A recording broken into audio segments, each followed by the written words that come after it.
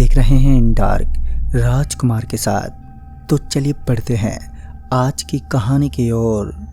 दोस्तों, कभी कभी जिंदगी ऐसे दौर से गुजरती है जब डर भी उस अवस्था के सामने एकदम से कांप उठता है। डर को डरा देने वाली एक ऐसी डरावनी दास्तां जो बड़े बड़े लोगों की रूह कपकपा देने में सक्षम है। एक ऐसी कहानी जिसे सुनने वाले लोग अक्सर काल्पनिकता का ही दर्जा देते हैं, लेकिन असलियत को पहचानना हर किसी के बस की बात नहीं होती। दोस्तों, एक कहानी है पंजाब की एक ऐसी सोसाइटी की जो न केवल भूतों से बाधित है, बल्कि लोग दावा करते हैं कि आज भी इस सोसाइटी में बाकायदा भूत सवन्य अपनी सभा जमाते हैं। तो आइए जानते इस खौफनाक कहानी को और भी करीब से। पंजाब की इस सोसाइटी को अंधेरा होते ही जिस सोसाइटी के अंदर लोगों की भीड़ लग जाती थी, जहाँ के लोग एक साथ मिलजुल कर रहा करते थे, लेकिन वो कहते हैं ना, साथ कभी भी छूट सकता है। धीरे धीरे सोसाइटी के पशुओं के अंदर एक अजीब सी बीमारी फैलने लगी। उस सोसाइटी में पाए जाने वाले पशु अचानक ही बीमार पड़ने लगे।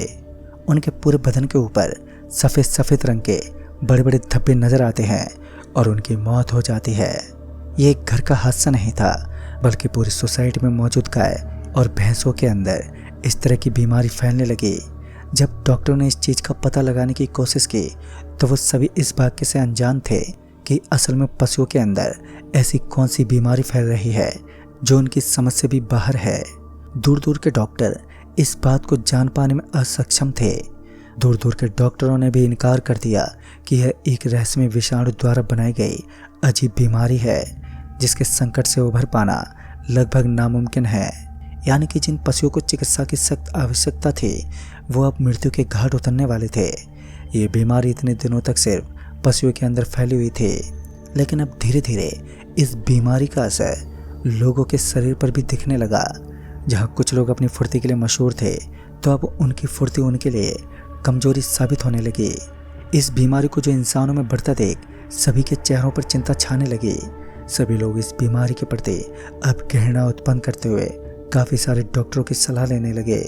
लेकिन एक बार फिर ये बीमारी अद्भुत महामारी के नाम से साबित हुई, क्योंकि कोई भी नहीं जान पा रहा था कि अंततः इस बीमारी का स्रोत क्या है और इसका अंत क्या है। सारे डॉक्टर इस बीमारी से बिल्कुल अनजान थे। उन्हें समझ ही नहीं आ रहा था कि हो क्या रहा है। लेकिन उसी सोसाइटी के अंदर आशीष नाम का एक नौजवान पुरुष रहता था। उस लड़के के अंदर हर बीमारी को परखने का टैलेंट था।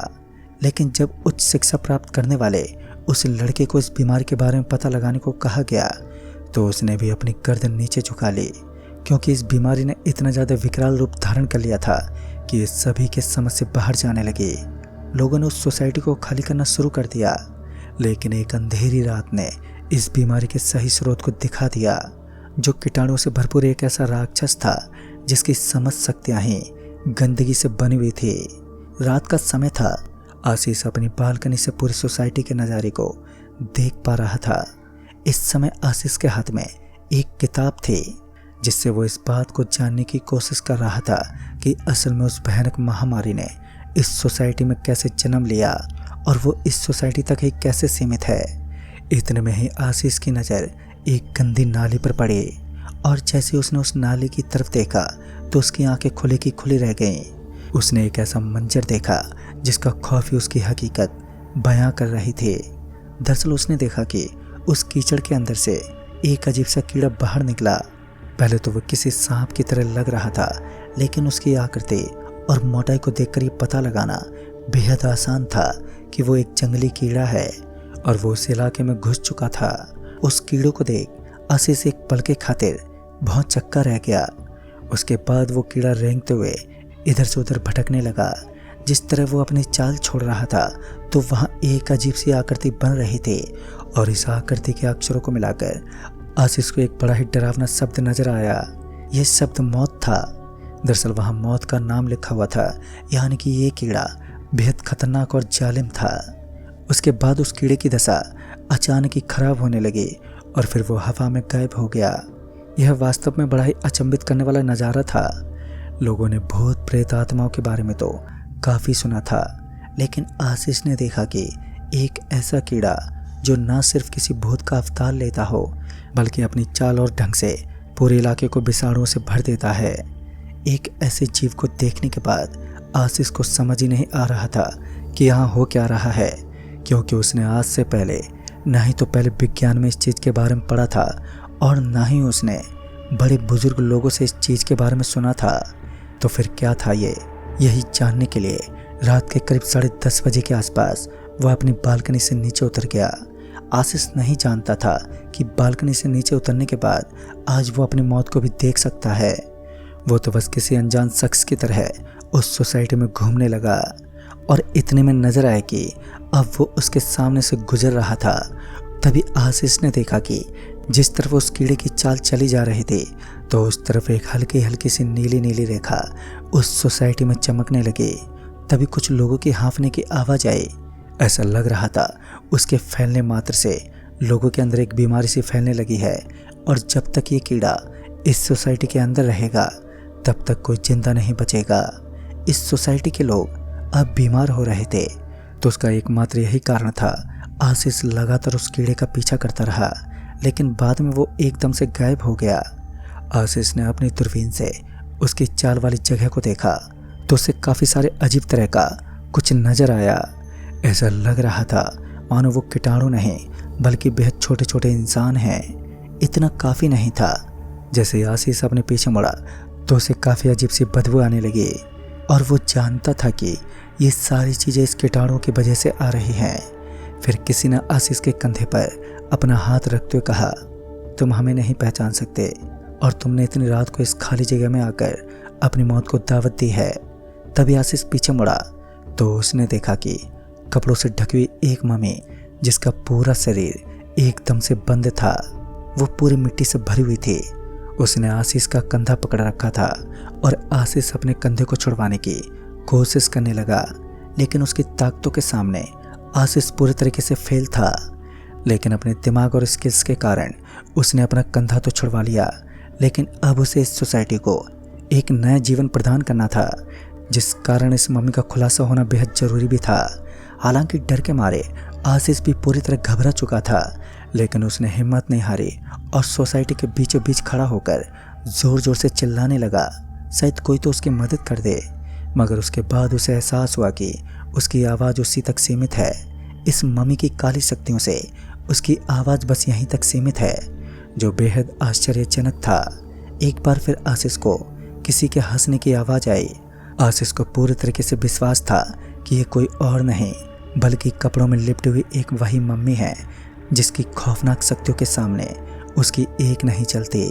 तभी आशीष भगवान हनुमान का नाम लेते हुए आगे की तरफ बढ़ने लगा, लेकिन वो काली शक्तियाँ मानो आज सोसाइटी पर हावी हो चुकी थी। अभी भी आशीष अपने कदमों के सहारे आगे की तरफ बढ़ता रहा, लेकिन जैसे जैसे वो आगे बढ़ रहा था तो वैसे वैसे उसका शरीर कमजोरी जैसी चीज़ें फील कर रहा था। एक चीख ने पूरी सोसाइटी को एकदम से हिलाकर रख दिया। हालांकि वो चीज़ सिर्फ और सिर्फ आशीष को सुनाई दी थी। दरअसल आशीष को ऐसा लगा कि कोई बहुत ज़ोर से चिल्लाया है, लेकिन आशीष अपनी मजबूरियों की वजह से अपनी जंजीरों की तरह जकड़ते हुए कदमों को आगे बढ़ा पाने में सक्षम नहीं था। धीरे धीरे वो अपने घुटनों को टेकने लगा। जब आशीष को एहसास हुआ कि अब उसका जिंदा बचना बेहद मुश्किल है, तब जाकर उसने अपनी उस माला को फेरना शुरू कर दिया जो उसे हर वक्त मुसीबत के समय काम आती थी। भले ही आशीष एक विज्ञान का स्टूडेंट था, लेकिन बचपन से ही अपने माता पिता की वजह से उसे हनुमान बाबा के प्रति बहुत ज़्यादा श्रद्धा थी। इन भूत प्रेत के ऊपर विजय प्राप्त दिलवाने में कायम रह सकता था।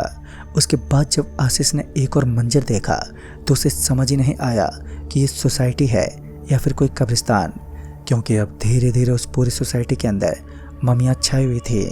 ऐसा लग रहा था मानो यहाँ कोई पुरानी पड़ी ऐसी खंडर चीज़ है जिसके अंदर ममियाँ कैद की गई हों, और वो सारी शैतानी चीज़ें बस कुछ ही पलों में जिंदा हो गई। इसकी असलियत तो कोई नहीं जानता, लेकिन आशीष ने अपनी आंखों से जिस खौफनाक दृश्य को देखा था वो एक हकीकत थी।